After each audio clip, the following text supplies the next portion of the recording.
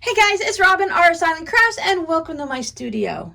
Today, we are going to finish off the sewing mat. Woohoo! I really enjoyed making the blocks. I can easily make an entire quilt or a table covering or something with these blocks. But I want to get to the next point because that's really what we're all here for. How do you put together the Quilt As You Go blocks to make them work?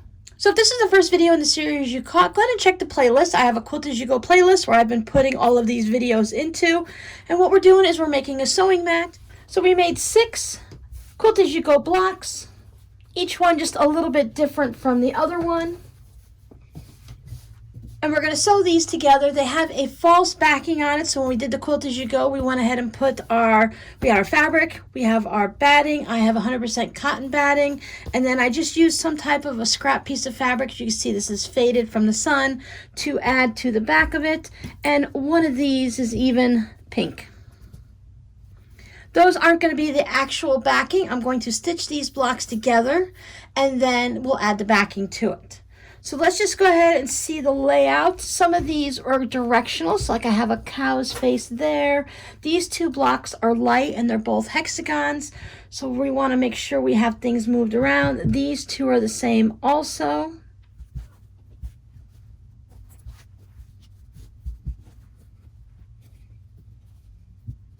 It's nice when you only have 6 blocks to play with. Now you could spin these around in so many different directions trying to figure out exactly which way you want them, but I think this is going to work fine for our purpose. I'm not going to use any sashing in this one. I'm just going to take these right over to the sewing machine. I'm going to lay them right sides together and I'm going to stitch them together. Now my plan is, since I'm going through all of these layers, I normally do a 2.0 stitch length. I'm probably going to go up to a 2.5 or 2.8, probably mostly around the 2.5, just to keep them nice and secure.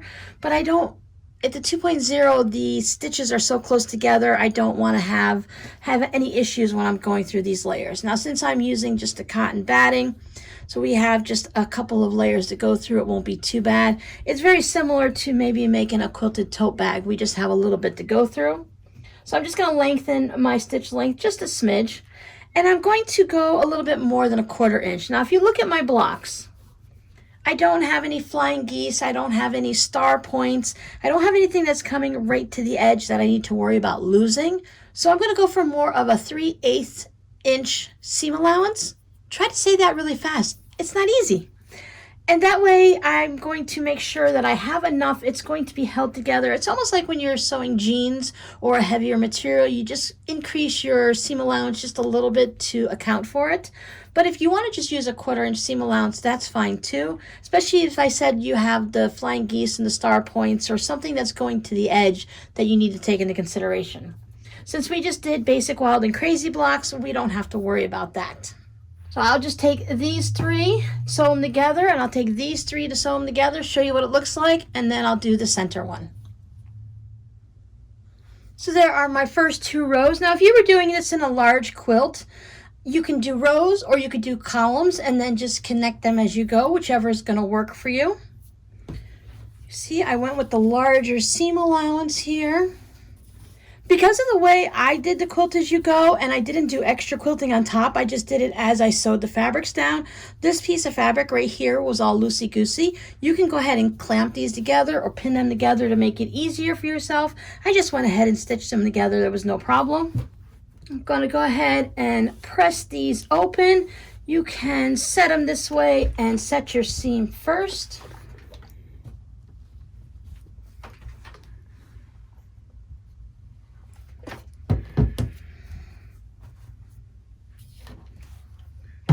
When you set your seam first, it lets your stitches sink down into the fabric, and that's really important when you're doing just regular quilt blocks. It's helpful when you're doing it here, plus it also warms up the fabric a little bit, so I can get in between. Just use my fingers to press it open just a little bit.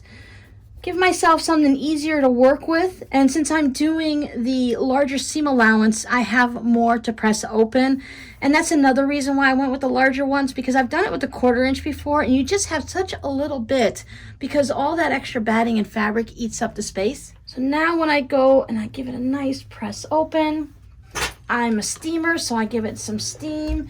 You can use any of your best press or whatever else you might use, your pressing aids that you might have. If you'd like, you can go ahead and use one of these quilters clappers and let that set down, and that's just going to give that a little bit extra weight. From what I understand, it weighs the seam down a little bit, it absorbs some of the heat, and it's supposed to help your seam stay flatter. So this doesn't fit all the way across, so I will just put it basically in the center because I'm going to stitch over this side anyways. I probably should look up on it a little bit more about what you're supposed to do because I have no clue how long you let it sit there. But I imagine until, just shouldn't take very long. So if you have an assembly line going, you can always let it do its thing, or you can chat a lot. And as it takes up some of that time, it will absorb some of that heat and flatten out your seam. It does look a lot flatter than usual. Let's see what it looks like this way if we don't use it. When I'm doing a regular block, sometimes I will press my seam one way, and then I will press my seam the other way. And that just seems to allow it to stand up nicely so that I can go in like this. Got my little wooden press that I can do just to get it started. It's like whatever tools you happen to have on hand. I've used a knitting needle to open it up so I can press it as I go.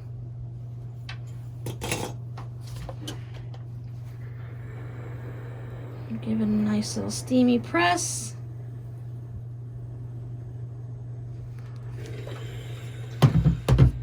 So this is the one with the clapper, and this is the one without. And I can see just, I don't know if you can see in the camera, but I can see how these edges want to stick up more.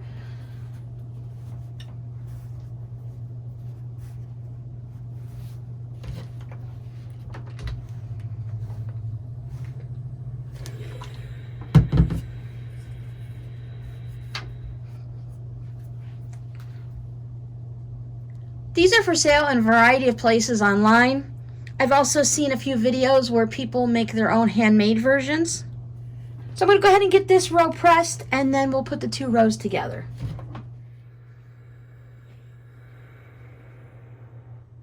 Now for the next step, we're just going to bring one row down or the other row up. It doesn't really matter, whichever works for you. I am going to pay particular attention to making sure I have these seams lined up. I will line them up nice and neat, and I will put a clip on either side just to hold that seam in place. You can put one just right on the actual seam.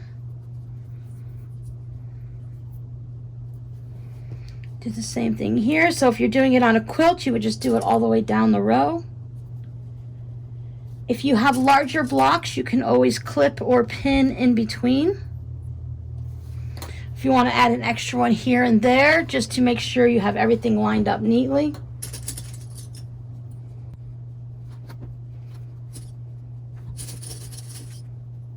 If you like to use pins or clips, great. If you don't like to use them and you're able to get everything to set nicely, that's good too. If you chose to press your seams to one side or the other, you just want to nest them, so you want to make sure the top one's going one way and the bottom one is going the other so that they sit together nicely. So I just take this to the sewing machine now, and sticking with the same seam allowance, I'm using the 3/8 with the 2.5 stitch length is what I chose, and I'm just going to go ahead and stitch all the way down. There we go. My finished mat, right side up. And these are my seams on the back. When I did the long row, I just still pressed it all the way open. Just as you're stitching it, just do your best to keep these spots pressed open. Slow down when you come up to the seams, make sure it's feeding through. Sometimes you might get it to fold over a little bit, not a big deal. And just get the top one to go across it, and there you go. I'm choosing this as my backing fabric. It's Artisan Spirit Dreamscapes, and it's by Ira Kennedy for Northcott Fabrics. Now when I cut this actual backing, because remember we have the faux backing, I cut my actual backing, I just cut it a smidge larger all the way around. Not anything of that big of a deal. I just want to have a little bit of room to play with And when I do my quilting, I'm just going to go ahead and quilt down on either side of these blocks, and then the same thing for the long row like this. So that's not going to really cause much of it to pull in or anything like that. Each block has a ton of quilting on it. It is good to go. So just adding it down is just going to give it a little bit to hold it to the back of it. Since we're doing such a small mat, I could easily just put it like this and be done with it. You could put it so that you have your fabric, your backing, and put it right sides together. Leave a little bit in the middle of a block to turn it around, and then just stitch it all down around the outside about 1/4 to 1/8 of an inch. And you could be done that way. You don't even have to worry about binding. You can cut it so that your backing fabric is larger, and that way you can fold it and use your back as your binding. I have a video for that you can check out. But I thought we would just go with the traditional, and I will use a regular backing, and then I'll put binding on it. I'm going to take it to my machine. You can add some pins to it or just clip it together and I'll do probably, we can either catch our little bit of our seam allowance here and hold that down. So I can just do a little thin 1/8 of an inch on each side, and that'll catch my seam allowance and hold it in place. Or if you prefer, you can go a little bit wider. You can decide if you want to have the one long one and then cross over this way, do your short ones and cross over the top. It's all going to be about the same. If you have a walking foot, it's kind of nice to use a walking foot so everything feeds through nicely. I think I'll go ahead and just stick a pin in the center of my blocks just to make sure everybody stays where they're supposed to. We're going to be pinning through in certain areas like this one. There's a lot of layers you're going through, but the rest of them aren't too bad. For a small mat like this, just putting one pin in each spot is going to hold it in place. You can add extra if you prefer. I'm going to stick with my 2.5-inch stitch length because, again, we're going through a lot of layers here, and I don't want to have big stitches if I went up too high, 3.0, 3.25, whatever, but I want to make sure that it's going to be tight enough to hold it together without creating any type of bunching. So there it is. Everything's all put together. I did my quilting lines down on either side of the seam, and you can see that, well, you can't see them on the back. There you go. You can see them on the back. And that's really all that this little project needs to hold it together. If I were just doing regular blocks and putting it on, not doing quilt as you go, I could easily get away with just doing a couple there and a couple there, because my batting allows you to go 10 inches apart before you have to do any stitching. I normally just do like a hand's width anyway. So I think just stitching down either side of these blocks on either side of the seams of each block works out really well. Or you could do an extra diagonal stitch in there if you want to go and do a cross hatch.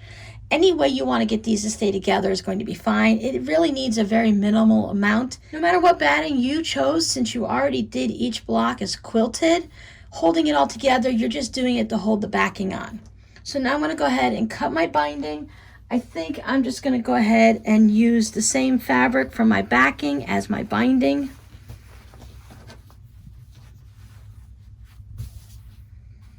You can use almost any color on these since they are such a hodgepodge of scraps.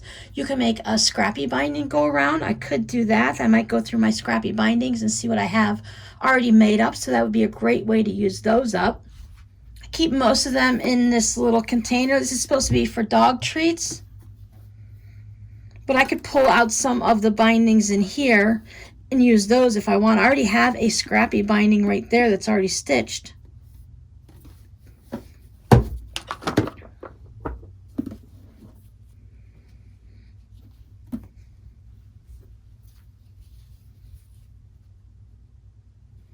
This one has a whole bunch of Halloween fabrics in it, so I don't think that would actually work for me. I'll probably just go ahead and use this fabric for the binding then, and then anything extra I have left over on that, I'll put it in here. Or sometimes I just go ahead and put it into a 2.5-inch strip bin, or maybe the blue bin. There you go, binding's all done. I did the method where you sew it to the back first, and then you bring it around to the front. Stitch it down. I used a matching blue thread so that it would blend in the back, so it wouldn't be noticeable if you get a little bit off on it. So let's see what it looks like with the sewing machine on it. There we go. I've got my brother's CS6000i computer sewing machine. There's plenty of room in the front and there's plenty of room in the back on all four sides. It'll be easy to slide around now when I'm doing a live stream, so if I want to just slide it back and forth. Of course, this mat isn't the one I'm going to be using. This one's going to go into the shop, so if anyone's interested, you'll see it in the next shop update. So if you have any questions, go ahead and leave them down below in the comments. Thank you everyone for joining with me and hanging out while we did this sewing machine mat, the Quilt As You Go blocks.